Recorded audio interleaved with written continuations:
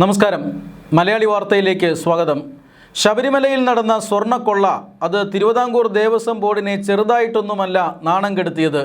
തിരുവിതാംകൂർ ദേവസ്വം ബോർഡിൽ വലിയ വലിയ കൊള്ളകളാണ് നടക്കുന്നതെന്നും ക്ഷേത്രത്തിൽ നിന്നും വൻ തുകകൾ ഈ പറയുന്ന ആളുകൾ അടിച്ചു മാറ്റുന്നുവെന്നുമൊക്കെയുള്ള ഒരു തോന്നൽ കേരളത്തിലെ ജനങ്ങൾക്കിടയിലുണ്ടായി. അതുകൊണ്ട് തന്നെ തിരുവിതാംകൂർ ദേവസ്വം ബോർഡിൻ്റെ മുഖം മിനുക്കാനാണ് കെ ജയകുമാർ എന്ന് പറയുന്ന മുൻ IAS ഉദ്യോഗസ്ഥനെ ദേവസ്വം ബോർഡ് പ്രസിഡന്റായി പിണറായി വിജയൻ വാഴിച്ചത്. ദേവസ്വം ബോർഡിന് എതിരെ ഉയർന്നിട്ടുള്ള ജനവികാരം തണുപ്പിക്കുക എന്നുള്ളതാണ് ഈ നിയമനത്തിൻ്റെ ഉദ്ദേശമായിരുന്നത്. എന്നാൽ കെ ജയകുമാറിന് കീഴിലും ഇത്തരത്തിലുള്ള കാട്ടുകൊള്ളകൾ തുടരുന്നു എന്നതിൻ്റെ സൂചനയാണ് ഇപ്പോൾ പുറത്തു വരുന്നത്. കെ ജയകുമാറിൻ്റെ മൂക്കിന് താഴെ തിരുവനന്തപുരത്തെ ദേവസ്വം ബോർഡ് ആസ്ഥാനത്തുണ്ടായിരുന്ന ചന്ദനമരം പോലും ഇപ്പോൾ മുറിച്ചു കടത്തിയിരിക്കുന്നു. ചന്ദനമരം അറിയാതെ മുറിച്ചു പോയതാണ് എന്നാണ് കോൺട്രാക്ടർ ഇക്കാര്യത്തിൽ നേരത്തെ വിശദീകരണം നൽകിയിരുന്നത്. എന്നാൽ കോൺട്രാക്ടറുടെ ഈ വിശദീകരണം ശരിയല്ലെന്നും തിരുവിതാംകൂർ ദേവസ്വം ബോർഡ് ആസ്ഥാനത്ത് നിന്നിരുന്ന ചന്ദനമരം ബോധപൂർവമാണ് മുറിച്ചു കടത്തിയതെന്നും ചന്ദനമരത്തിൻ്റെ ചില ഭാഗങ്ങൾ കാണാനില്ലെന്നും നേരത്തെ ഈ അസിസ്റ്റന്റ് കമ്മീഷണർ നടത്തിയ അന്വേഷണത്തിൽ തെളിയുകയായിരുന്നു. ഇപ്പോൾ അസിസ്റ്റന്റ് കമ്മീഷണർ നൽകിയ റിപ്പോർട്ടിലാണ് ഞെട്ടിക്കുന്ന ഈ വിവരങ്ങളുള്ളത്. അതായത് ദേവസ്വം ബോർഡ് കോൺട്രാക്ടർ പാഴ്മരങ്ങൾ വെട്ടുന്നതിനിടയിൽ മൈലാഞ്ചിയാണ് എന്ന് തെറ്റിദ്ധരിച്ചാണ് ദേവസ്വം ബോർഡ് ആസ്ഥാനത്ത് നിന്നിരുന്ന 50 വർഷം പഴക്കമുള്ള ചന്ദനമരം മുറിച്ചിട്ടത്.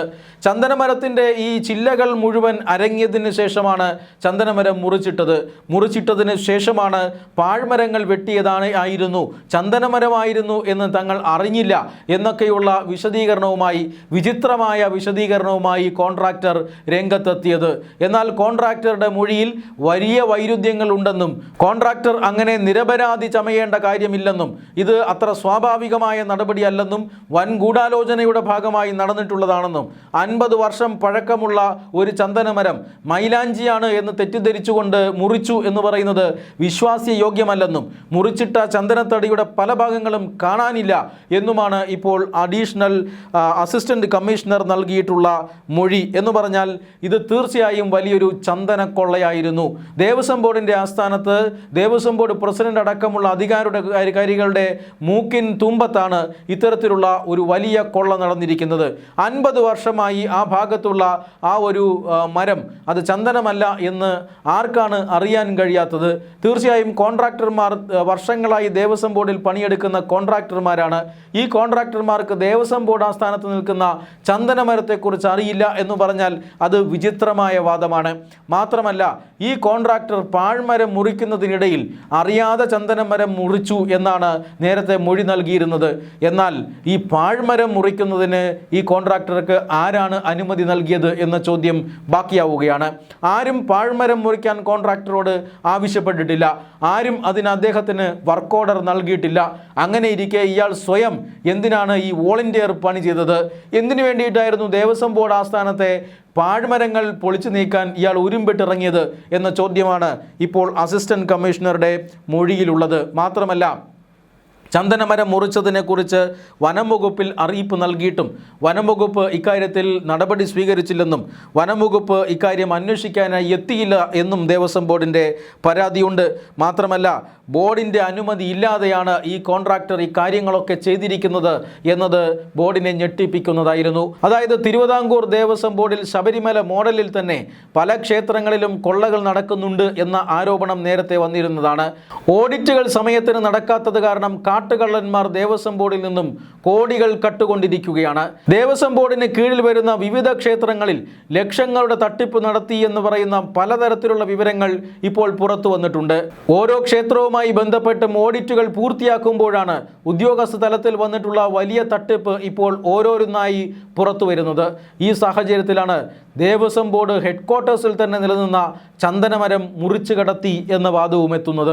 ദേവസ്വം ബോർഡ് പ്രസിഡന്റ് കെ ജയകുമാറിന്റെ പ്രവർത്തനങ്ങളിൽ പുതിയ സർക്കാരും അതൃപ്തി പ്രകടിപ്പിച്ചിട്ടുണ്ട്.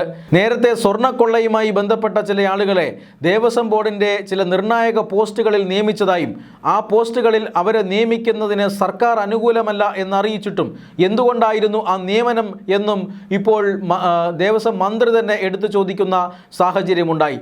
സ്വർണ്ണക്കൊള്ള കേസിൽ കേസിലെ പ്രതികളായിട്ടുള്ള ആളുകൾ എങ്ങനെയാണ് ഇപ്പോഴും ദേവസ്വം ബോർഡിൻ്റെ താക്കോൽ സ്ഥാനത്ത് തുടരുന്നത് എന്നും ദേവസ്വം മന്ത്രി ചോദിച്ചു. തീർച്ചയായും ഇത്തരം നിയമനങ്ങൾ നടത്തുന്നത് നിർത്തിയില്ല എങ്കിൽ ദേവസ്വം ബോർഡിനെയും സ്വർണ്ണക്കൊള്ള നടത്തുന്ന സംഘത്തോടൊപ്പം ചേർത്ത് വായിക്കേണ്ടി വരും എന്നും സംസ്ഥാനത്തെ ദേവസ്വം മന്ത്രി ഏതാനും ദിവസങ്ങൾക്ക് മുമ്പ് പറഞ്ഞത് നമ്മൾ കേട്ടിട്ടുണ്ട്.